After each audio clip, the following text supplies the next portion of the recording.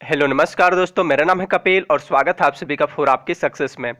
Friends, इस video में अभी हम लोग महमूद गजनवी, मोहम्मद गौरी के साथ साथ दिल्ली सल्तनत से संबंधित टॉप 40 क्वेश्चन को देखने वाले हैं, जो आपके आने वाले हर एक एग्जाम के लिए अति महत्वपूर्ण हैं। तो इसलिए आप इन्हें याद कर लीजिएगा, ठीक है। आप इस वीडियो का फ्री पीडीएफ फाइल भी डाउनलोड कर सकते हैं, जिसका लिंक इस वीडियो के डिस्क्रिप्शन बॉक्स में दिया हुआ है, या तो फिर आप मेरा टेलीग्राम ग्रुप ज्वाइन करके वहां से भी फ्री में आसानी से इसका पीडीएफ फाइल डाउनलोड कर सकते हैं।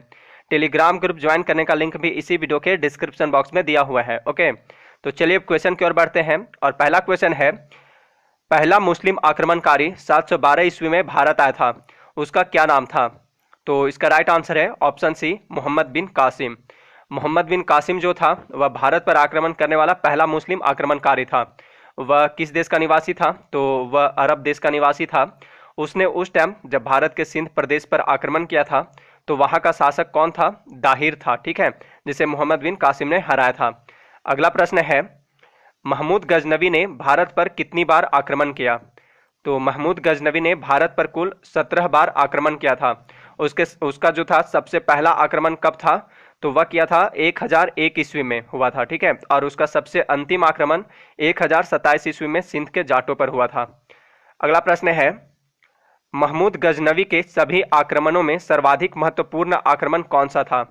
तो वह था सोमनाथ मंदिर पर आक्रमण, ठीक है। सोमनाथ मंदिर पर आक्रमण जो कि कब हुआ था? 1025 ईस्वी में किया था।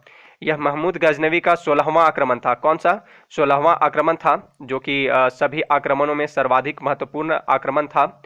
उसने सोमनाथ मंदिर पर आक्रमण कर वहां के प्रसिद्ध मंदिर को तोड़ दिया तथा अपार धन, बहुत सारा धन प्राप्त किया, और उसके बाद उस मंदिर को लूटपाट करके वह वापस अरब चला गया था। नेक्स्ट क्वेश्चन है, अलबरूनी किसके शासनकाल में इतिहासकार था?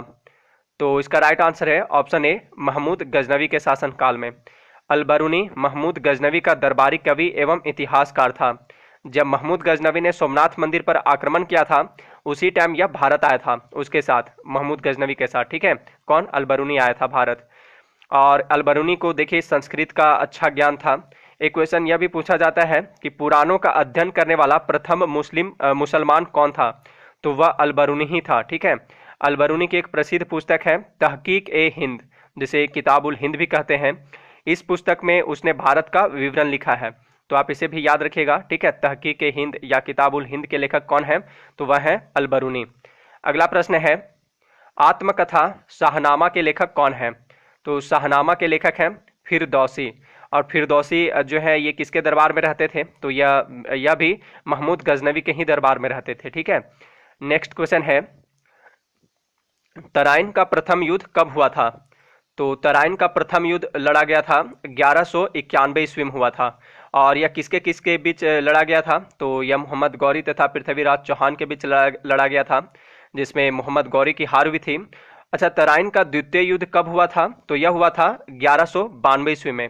और यह युद्ध भी है सो मोहम्मद गौरी तथा पृथ्वीराज चौहान के बीच ही हुआ था, जिसमें पृथ्वीराज चौहान पराजित हुआ था। अगला प्रश्न है, निम्नलिखित में से किस राजपूत राजा ने मोहम्मद गौरी को पहली बार हराया था? तो वह हराया था भीम द्वितीय ने।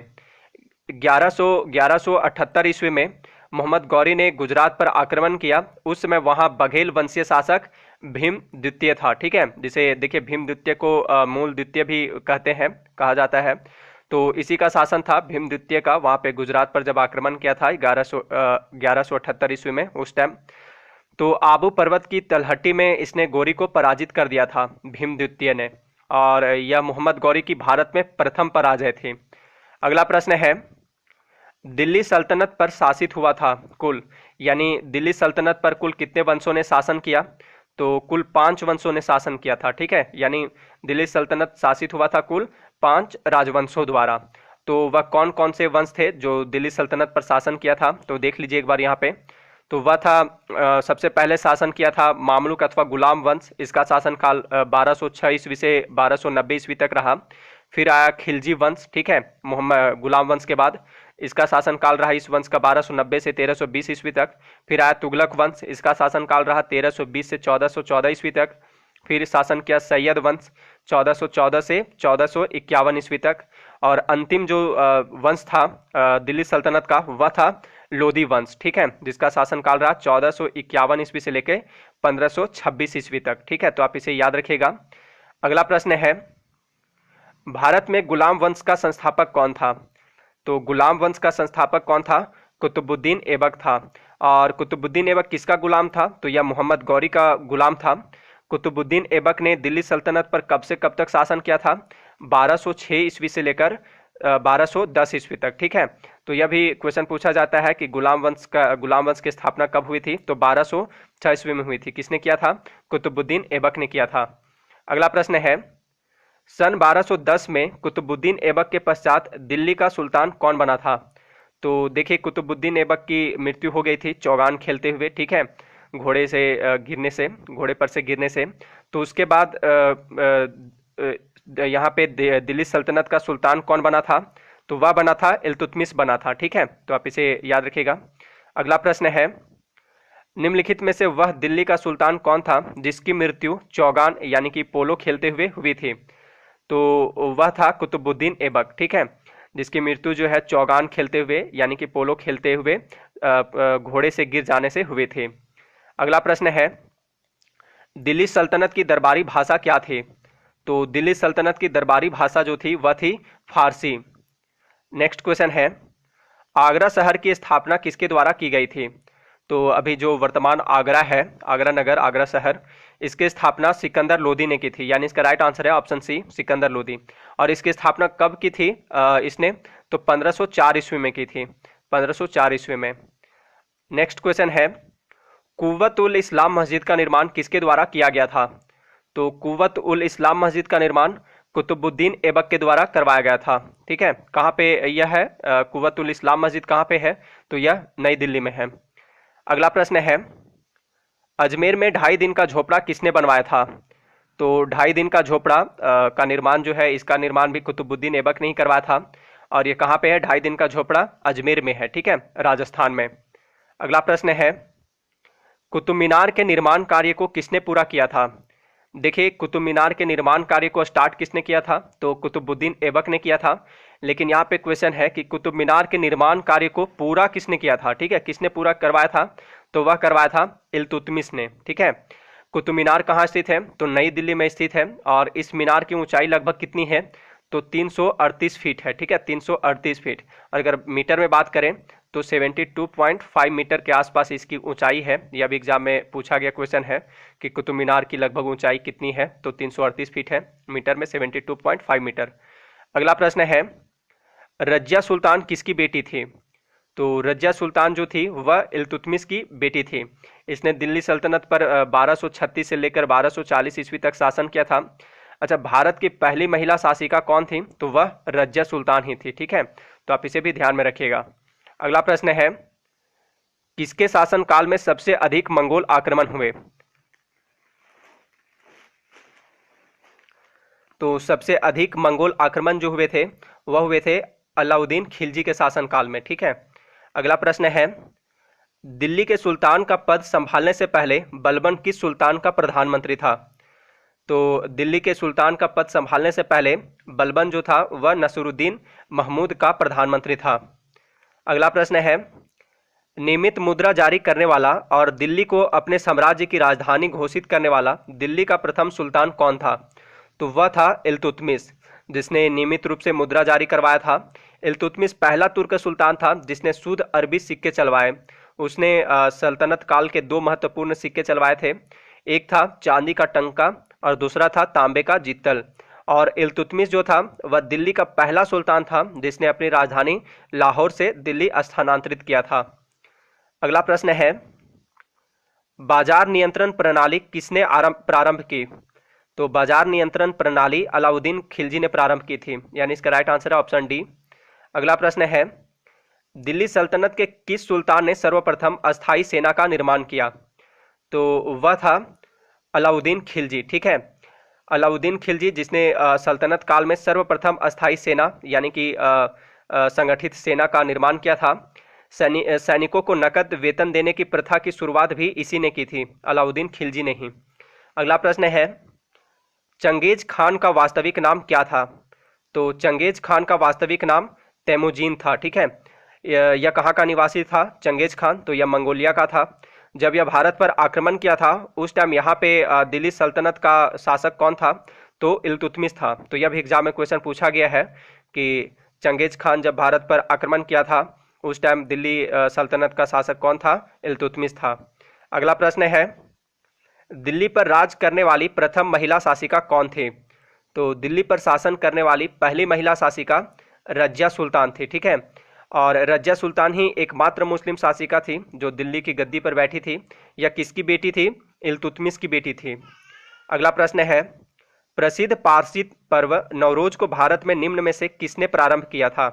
तो देखिए यह नवरोज जो है जो कि पारसी पर्व है, तो इसका प्रारंभ किया था बलबन ने। ठीक है, बलबन ने नवरोज को भारत में प्रारंभ किया था। इसके अलावा उसने सिजदा और पाबोस की प्रथा का भी अपने दरबार में शुरुआत किया था जो कि गैर इस्लामी समझा जाता था। ठीक है, कौन सी प्रथा? सिजदा और पाबोस। अगला प्रश्न है, अमीर खुसरो का जन्म कहाँ हुआ था? तो अमीर खुसरो का जन्म एटा के पटियाली कस्बे में हुआ था, यानी इसका राइट आंसर है ऑप्शन सी, पटियाली में। ठीक है, एटा जो है यह उत्तर प्रदेश में है और इसी एटा के पटियाली कस्बे में हुआ था अमीर खुसरो का जन्म। अगला प्रश्न है, निम्नलिखित में से किसने अपने आप को खलीफा घोषित किया था? तो वह शासक था मुबारक शाह खिलजी। ठीक है, मुबारक शाह खिलजी जो था यह अपने आप को खलीफा घोषित किया था। अगला प्रश्न है, किसने इक्तादारी प्रथा चलाई? तो इक्तादारी प्रथा को किसने चलाई थी? तो वह चलाया था इल्तुतमिश ने। इसका राइट आंसर होगा ऑप्शन बी। अगला प्रश्न है, लाख बख्श के नाम से जाना जाने वाला भारतीय शासक कौन था? तो लाख बख्श के नाम से कौन जाना जाता था? तो कुतुबुद्दीन ऐबक जाना जाता था। अगला प्रश्न है, यात्री इब्न बतूता किसके शासनकाल में भारत आया था?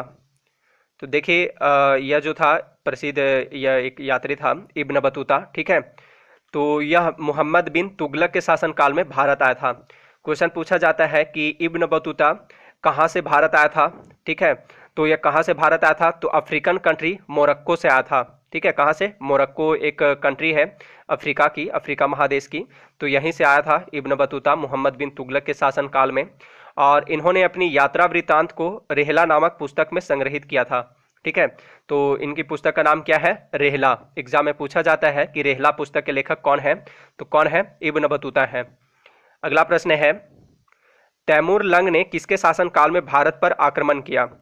तो तैमूर लंग ने 1398 ईस्वी में नसीरुद्दीन महमूद तुगलक के शासनकाल में दिल्ली पर आक्रमण किया था। कब? 1398 ईस्वी में। अगला प्रश्न है, दिल्ली के किस सुल्तान ने ब्राह्मणों पर भी जजिया लगाया था? तो इसका राइट आंसर है ऑप्शन ए, फिरोज शाह तुगलक ने। देखिए यह जो जजिया है एक प्रकार का कर था, टैक्स था जो गैर हिंदुओं पर लगाया जाता था। फिरोज शाह तुगलक ने इस कर को ब्राह्मणों पर भी लगाया था। अगला प्रश्न है, किस मुस्लिम शासक के सिक्कों पर देवी लक्ष्मी की आकृति बनी है? तो इसका राइट आंसर है ऑप्शन ए, मोहम्मद गौरी। मोहम्मद गौरी के सिक्कों पर देवी लक्ष्मी की आकृति बनी हुई है। अगला प्रश्न है, स्वयं को दूसरा सिकंदर यानी कि सिकंदर ए सानी कहने वाला सुल्तान कौन था? तो वह था अलाउद्दीन खिलजी। ठीक है, यह खुद को दूसरा सिकंदर कहता था, सिकंदर ए सानी कहा करता था ये खुद को, अलाउद्दीन खिलजी।